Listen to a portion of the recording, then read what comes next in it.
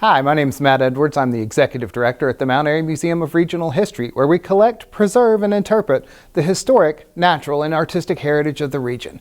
We're here today to share with you one of the many stories housed in our archives here at the museum. Today, we'll be talking about the Easter Brothers.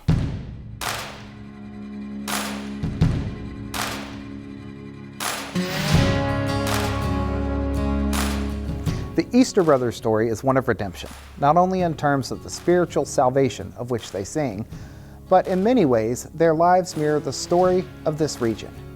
Surry, Patrick, and Carroll counties, like others in these parts, are steeped in traditions of tightly knit family, illicit liquor, and biblical belief.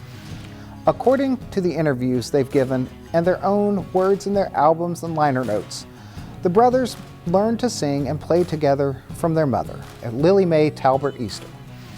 The family was poor, but managed to pull together $3 for a second-hand guitar.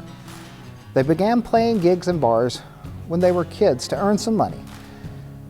They had hard liquor habits before they were old enough to drive and were running with a bad crowd. James ended up in prison before he was 17. Most would have written the boys off as lost, but just about this time, as often happens, they started to fall in love and marry. Russell's young wife, Myrtle Blumett, raised in a church-going family, convinced him to move to Danville for work, but also to get him away from his drinking buddies. The rest of the family, including their mother, followed. Several returned to Mount Airy after their feet were on a less troubled path, and they always seem to have counted Mount Airy as their base. Their booklet, God Had a Plan for the Easter Brothers, details how each man came to answer altar calls.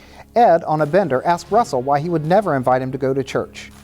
He might not have anticipated the outcome to that, but Myrtle overheard, and that Sunday got Ed up and out to church, much to Mother Easter's amazement. As folks in this region have risen to overcome economic challenge they've faced, so the Easter Brothers overcame their rough beginnings. They began playing and singing at dances with some friends known as the Green Valley Quartet. They caught the attention of legendary bluegrass duo Don Reno and Red Smiley, who helped them land a recording deal. They steadily grew their audience and opened as the Easter Brothers and the Green Valley Quartet for artists such as the Carter Family, Ray Price, and Bill Anderson, who appeared on radio programs and produced for their own WPAQ. The mix of bluegrass and gospel they played included more and more of their own songs. In the early 1960s, Elvis Presley gave their career a boost when he mentioned the brothers in an interview. He said one of their songs, The Darkest Hour, was one of his current favorites, and their career was set. Together, they have more than 150 recordings and have performed on stages at the Lincoln Center, Carnegie Hall, the Smithsonian Institution, and Sydney Opera House. Their songs have been covered by other performers and appear in hymnals around the world.